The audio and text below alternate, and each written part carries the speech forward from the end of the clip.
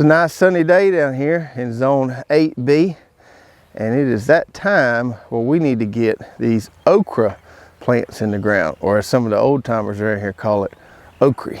Okra is one of the last spring crops we get in the ground. It loves warm weather, it likes warmer soil temperatures, so we wait a little while. We plant our squash, our beans, our corn, everything else, and then one of the last things we get in the ground in the spring are those okra plants.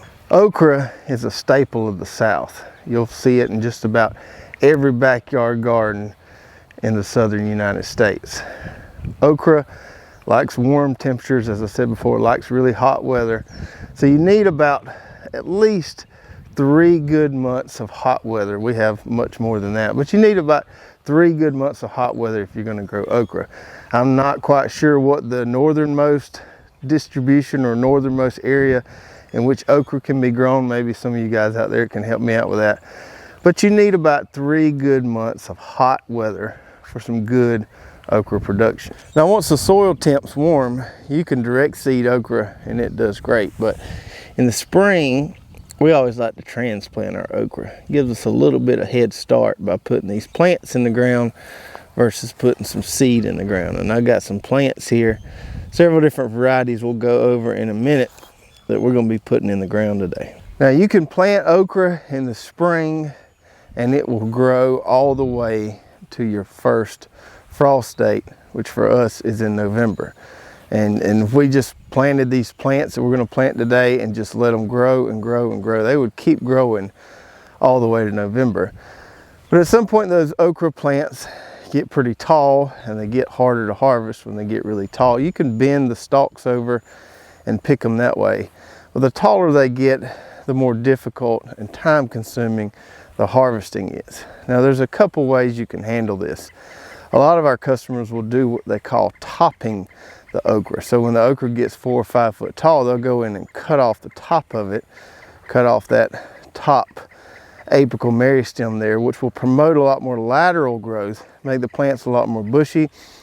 And they do produce a good bit of okra that way when you do that. For me, I don't really like to do that because when you get those big bushy okra plants, it does make harvesting a little more time consuming. You kind of look around the plant a good bit to harvest all your okra.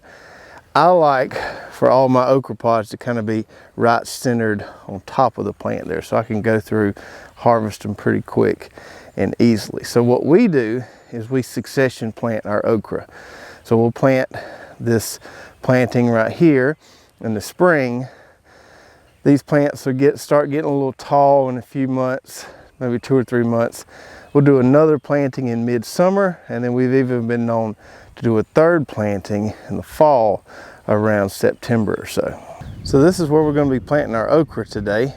One of our 30 by 35 plots in this area here that we call the Dream Garden. Side note, check out that squash over there. It's made quite the rebound since last time you saw it a couple of videos ago.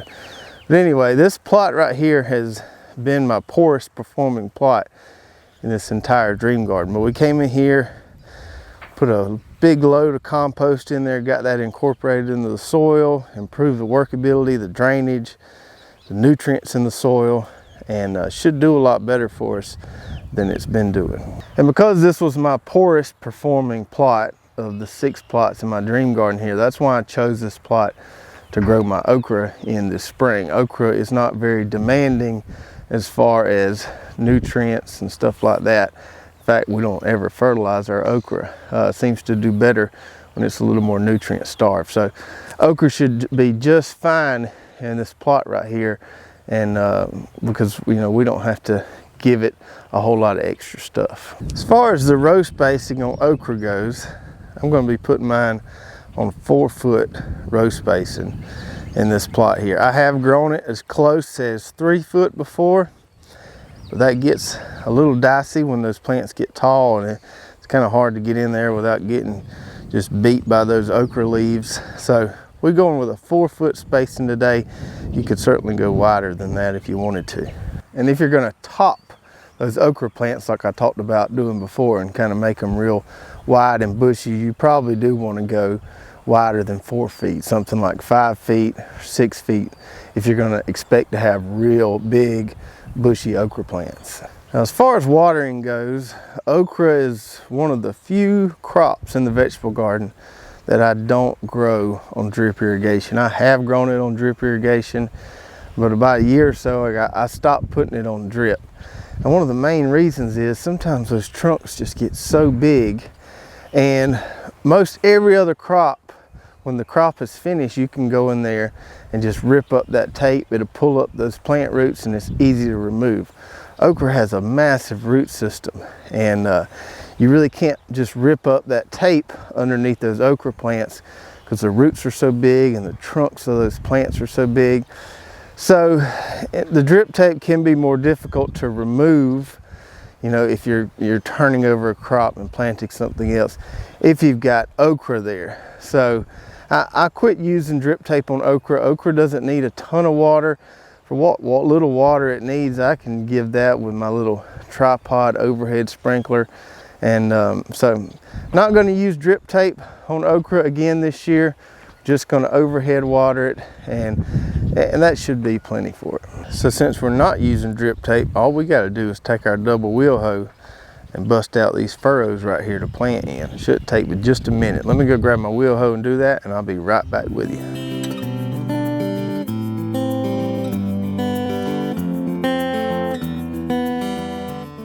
All right. Now let's talk about the varieties we're going to be planting today. So we've got 2 flats here of okra plants grown in our 162 cell seed starting trays.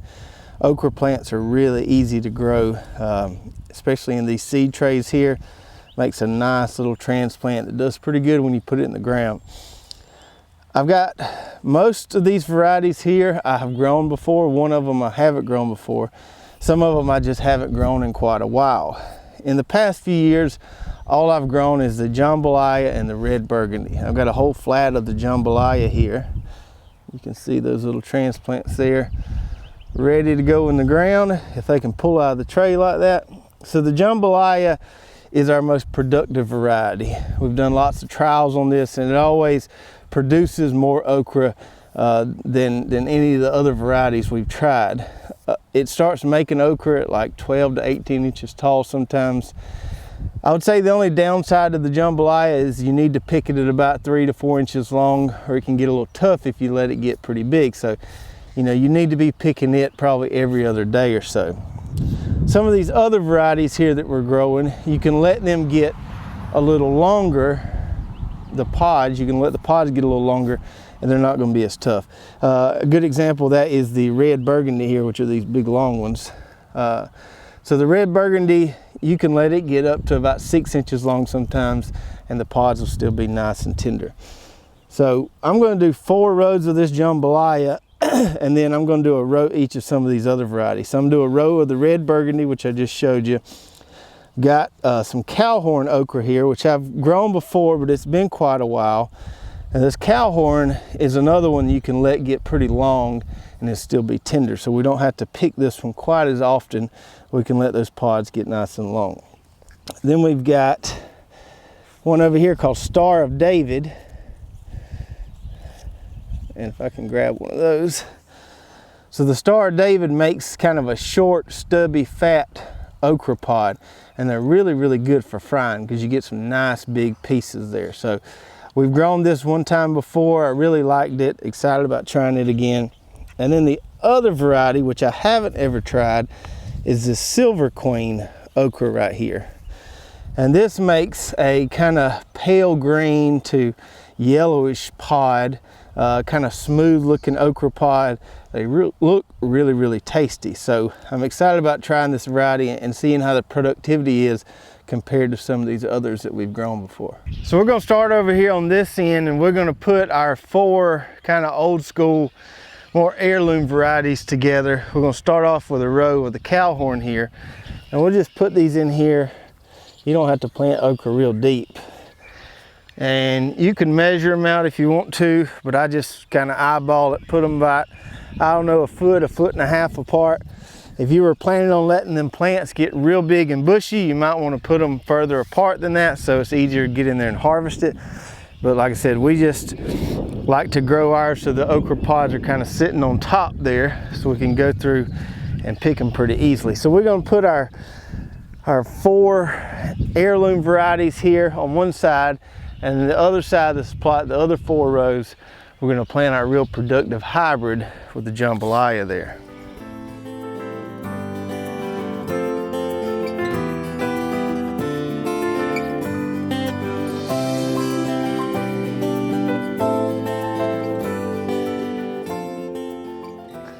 All right. 8 rows of okra transplants in the ground there. 4 rows of jambalaya, those smaller transplants there. And then we got a row of Star David right here. A row of Silver Queen, a row of Red Burgundy, and a row of Cowhorn okra. Now I know a lot of you out there just grow that old Clemson spineless okra. That's all you've ever grown. That's all you're ever going to grow. But I would encourage you to branch out a little bit and try some of these other varieties. That jambalaya is much more productive, and some of these other varieties just have, you know, kind of a neat appeal to them. Different color pods, different shape pods, all kind of fun stuff there. There are tons of varieties of okra out there, hundreds of varieties of okra. So try some different ones. Don't be stuck with that old Clemson spineless. It's not a bad variety. We carry it. I've grown it before. It's just kind of plain Jane. Doesn't do a whole lot for me. I like my jambalaya, and I like some of these others that have kind of a neat color to them. One more thing about growing okra, and you've probably heard us talk about this before, but crop rotation is extremely important when it comes to growing okra. We like to stay on a 3-year crop rotation with our okra, which means we're planting okra in that plot this spring. We won't plant okra in that same plot for another 2 years. So we'll skip 2 years and then we'll plant it there again the 3rd year if we'd like. If we can stretch out that rotation longer than that, that's even better. Okra can be susceptible not to many pests, but specifically root knot nematodes. And once you get those things, they're kind of hard to get rid of because they're in the soil. You'll know if you got them because your plants will be performing pretty poorly. And if you pull up the plants and look at the roots, you'll see these big root nodules on there. So to reduce that nematode pressure, we want to make sure we have a real good crop rotation with our okra. So I'll take my overhead tripod sprinkler, run it on this plot for 30 minutes or so just to get those transplants kind of nice and soaked in there. We might get some rain this weekend, which will be even better. So we'll water them fairly regularly until those roots take hold in that new soil there. And once they do, we don't have to water okra a whole lot. It's a pretty drought tolerant plant. It's, you know, in the cotton family, and cotton's drought tolerant as well. All those plants in that mallow family are pretty drought tolerant. They don't need a whole lot of water and a whole lot of maintenance to keep them going. So let me know in the comments below if you've tried any of these varieties that we planted today. Which ones do you like? Which ones maybe you didn't care for? Or if you've got some varieties that we don't even carry that you think we should carry, definitely let us know about that. We're always interested in adding new okra varieties that we can find. If you enjoyed this video, don't forget to give me a big thumbs up and subscribe if you haven't already. And if you did enjoy this one, check out these 2 videos right here. Another 2 videos we've done in the past on growing okra. I think you'll really like those as well. We'll see you next time.